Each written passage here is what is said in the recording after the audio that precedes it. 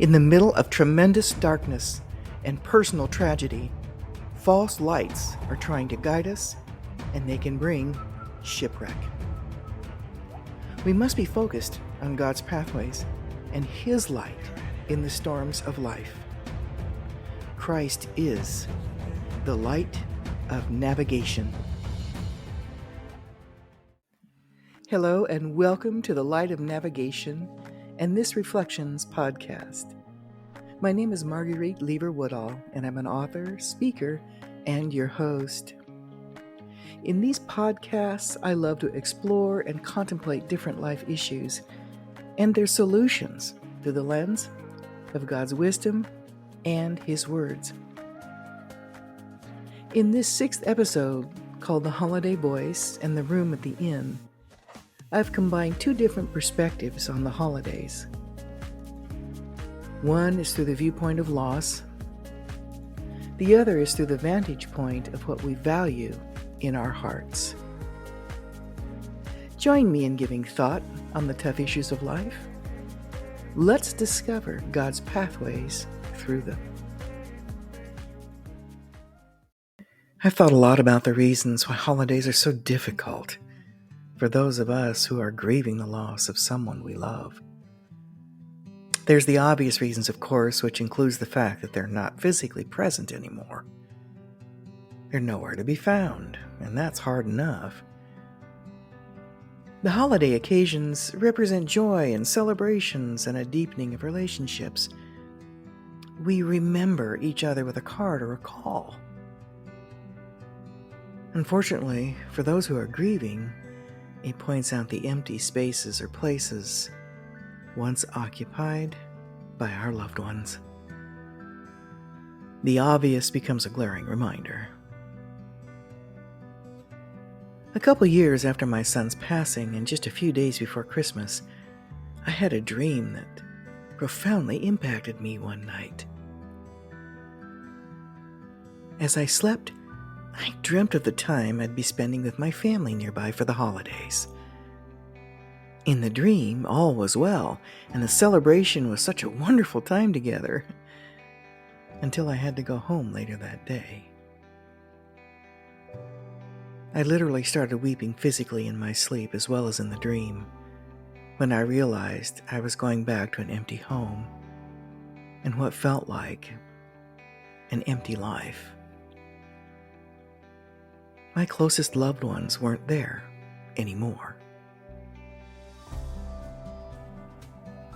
In the middle of some later reflection, the one thing that stood out to me the most is the voice that God gives us and its impact on those around us in our lives.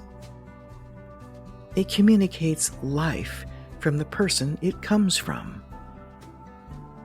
The expression of a person's voice is the audible evidence that that person is alive and present here with us. Suddenly, there's no more audible voice. It's just gone.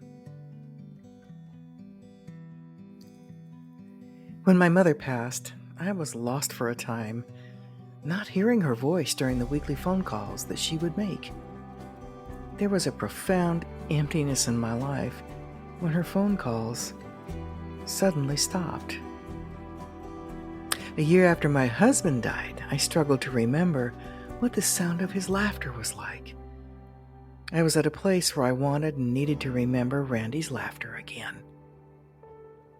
I wanted so much to remember it, yet the memory seemed lost to me. There's a God-given mechanism that blocks some memories for a time when death strikes, especially sudden death, until some of the grief passes. It's like a long-term shock that slowly and progressively wears off until you come to the place where you can emotionally handle their return. As I stood in my home afterward one day, I prayed and asked God to restore the memory of my husband's laughter again.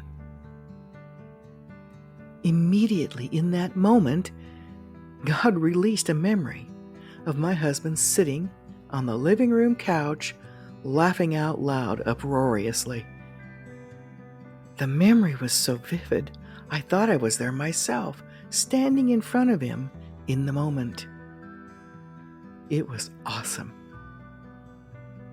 At the same time, I was relieved that the memory was still there.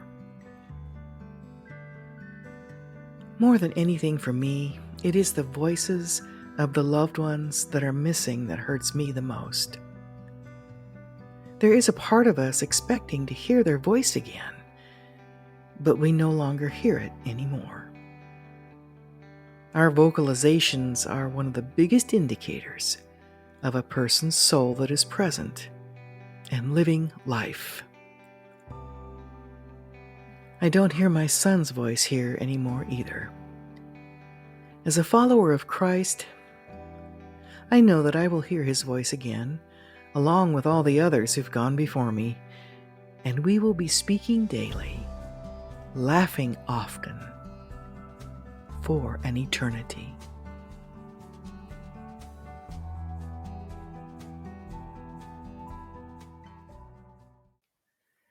As I promised, this is my second thought that I wanted to share about the holidays. This contemplation hit me like a ton of bricks one Christmas, and I knew it wasn't just me prompting this powerful reflection.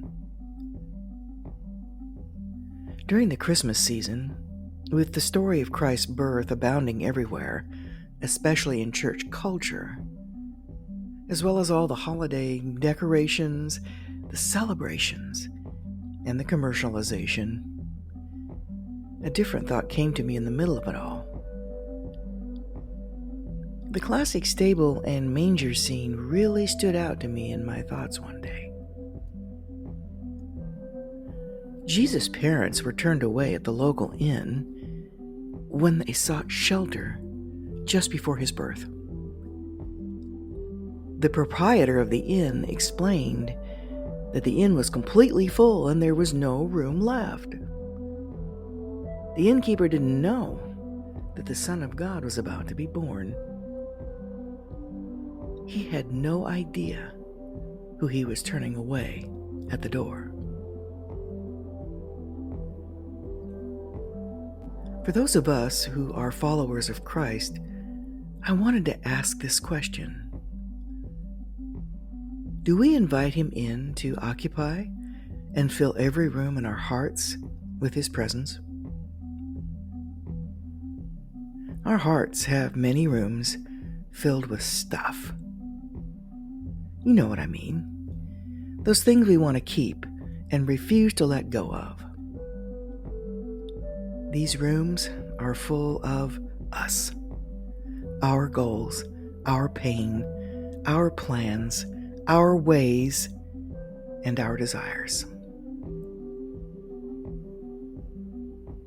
When Christ comes to the main entrance of the doorway of our heart, when he's seeking to occupy the rooms within, and he's pregnant with his kingdom and his power, which is meant to give birth in us, do we send the innkeeper of self-interest to answer the door, to tell him that there's no room at the inn?